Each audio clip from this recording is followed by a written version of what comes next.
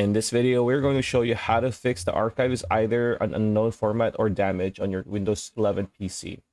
Alright, so the first thing you need to do is to fix the bad sectors because most of the time this is the reason why this happens. And to start, press the Windows key plus S and then type command and then click run as administrator under command prompt.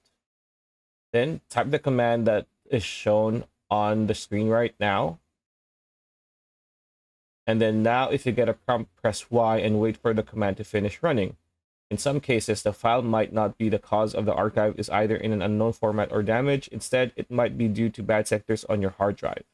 Another way to fix this is to run a malware scan. So to do this, just press the Windows key and then type virus and then select virus and threat protection that comes up and then click scan options.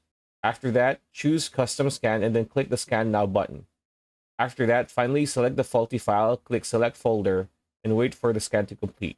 And yeah, that's pretty much it. That's the video. Hope you liked it. Like, comment, share, subscribe, ring that bell icon. We'll see you on the next one.